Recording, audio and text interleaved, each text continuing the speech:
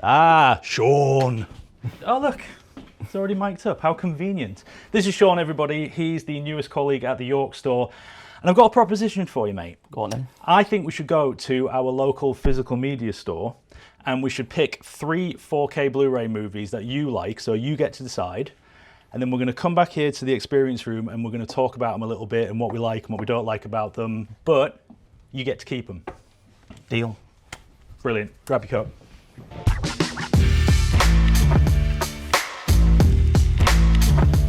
So you grew up in Whitby? So I grew up just north of Whitby. Yeah. Lovely weather for it.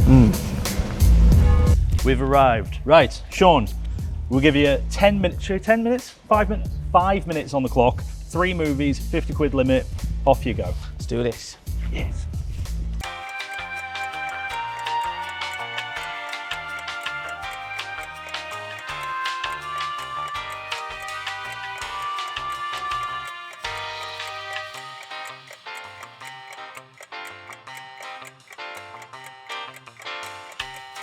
Time's nearly up.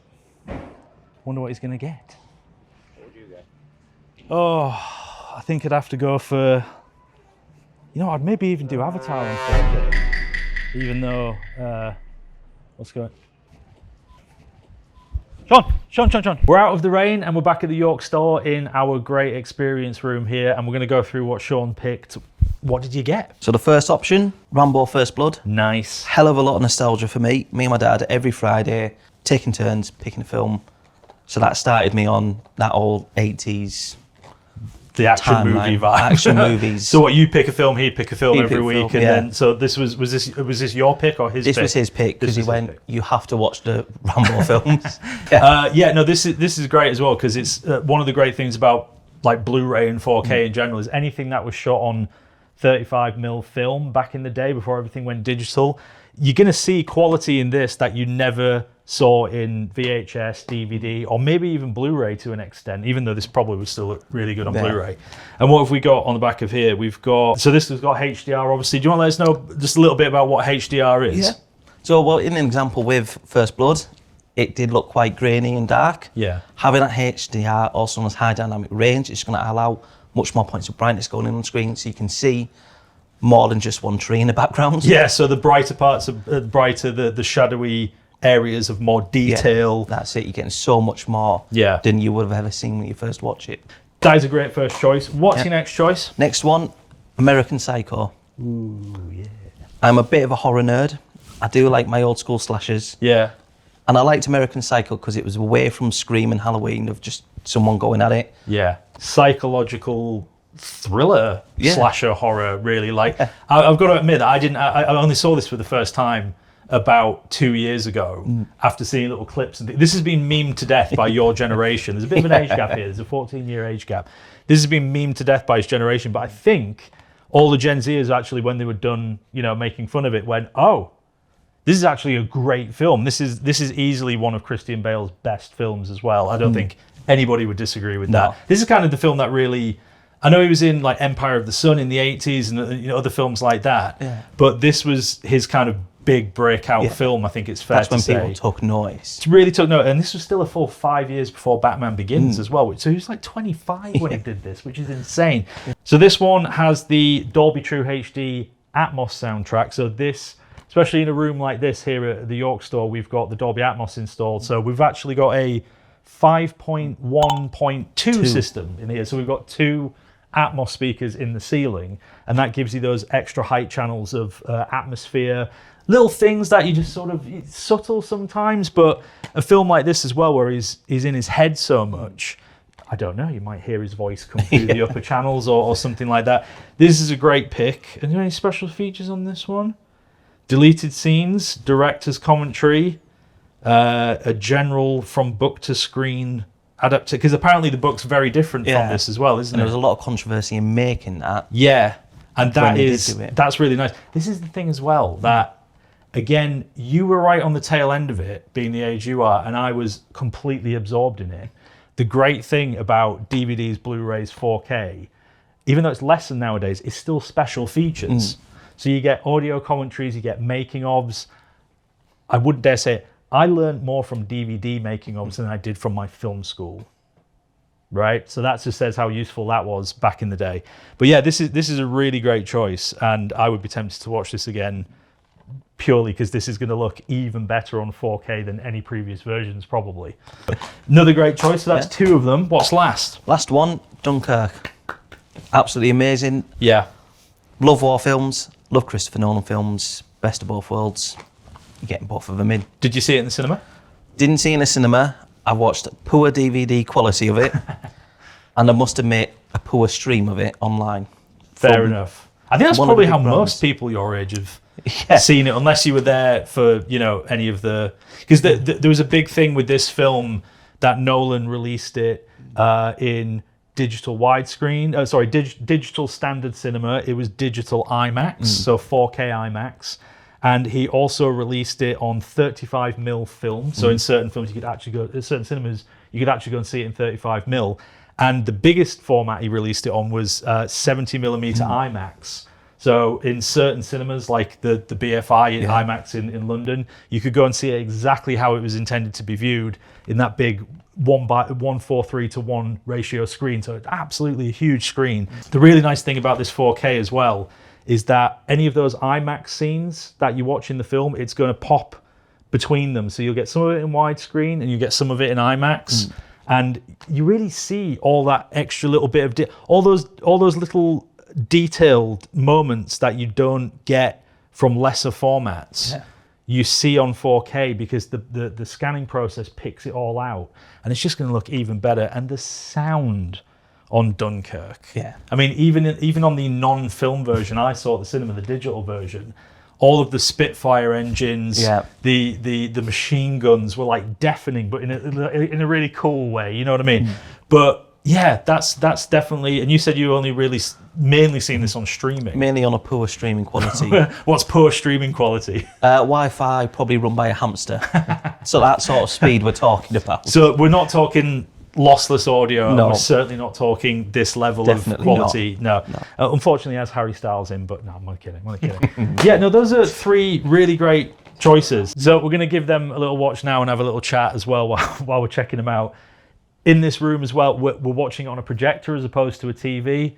They're still going to be great on, you know, any 4K TV that you watch them on. But in here, we've got this great Sony 4K projector, one of the top of the line projectors, and that's really going to give you that extra level of immersion, especially with the Dolby Atmos. So let's check it out. Yeah, let's do it. Fire up the projector. Yeah, it's not quite like red. It's more of a subtle red, but it's probably more like color accurate. So this is nice because you can see all that like film grain, that film noise on like the rocks and everything.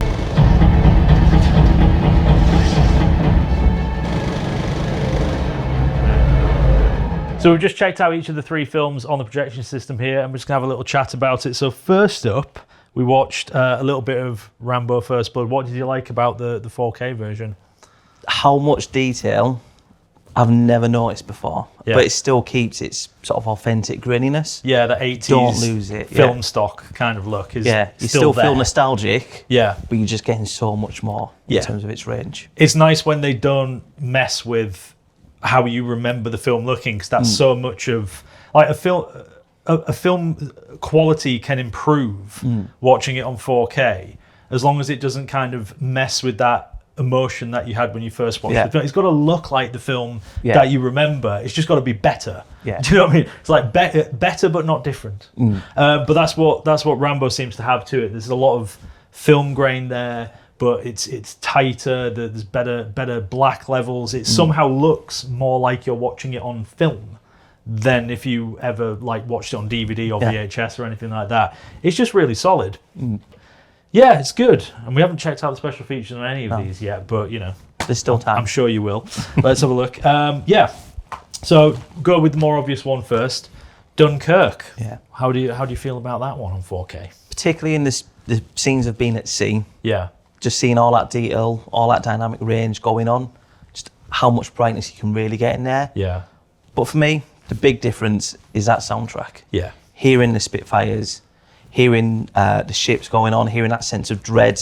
And again, Dunkirk has that ticking time clock. Yeah. If anyone's ever noticed that, you sort of really feel that presence. There's a rumble to it as well. There's like in the music, there's always this sense of like foreboding. There's like a deep kind of hum always going on. Like, and that's, I'd forgotten about that. Like I said, I've only seen this once in the cinema, but just watching those couple of scenes there where you've got Tom Hardy and the other guys like firing the machine gun in the Spitfire, you're feeling every like from the subwoofer, and just that subtle thing going on in the rears where you're like, oh, I'm sat in the cockpit of the plane, which is really cool.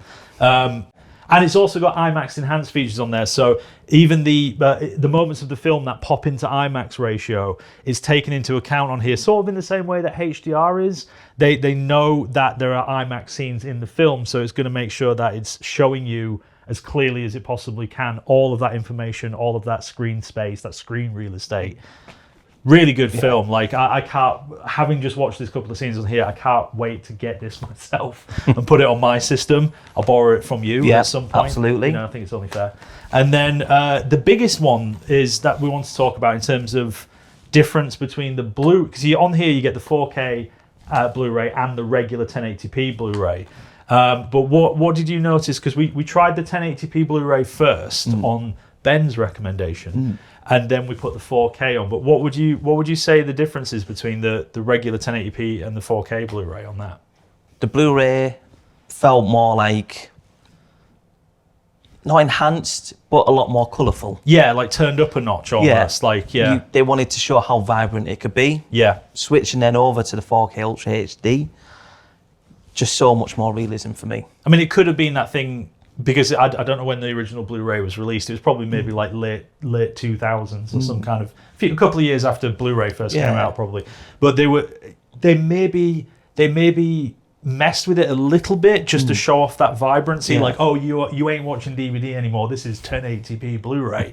It's hazier, you know, than everything on the 4K is overall just more solid. Yeah, when you're seeing the waiter's face explaining the menu. Yeah. You don't get that big bright, you can see his eyes. You get the actual shadows around. Yes. Yeah. It actually looks like, like you said as well when we're watching it, it feels like you're in the room while they're filming it. And that's kind of what works with this film as well, because it's so over the top and disturbing in parts that almost like the more realistic the film looks in its tone and its colours and shadows, serves to make the rest of the storyline more disturbing. So it's not all big and bright and fantasy and like you buy into, well, yeah, the story's ridiculous and over the top and what he's doing is over the top. But the more realistic and grounded the film looks, the more disturbing the story is as well. But that's great. And again, we haven't checked the special features out on any of these, but I'm sure you will. And that's yours. Absolutely. That's part of your collection now.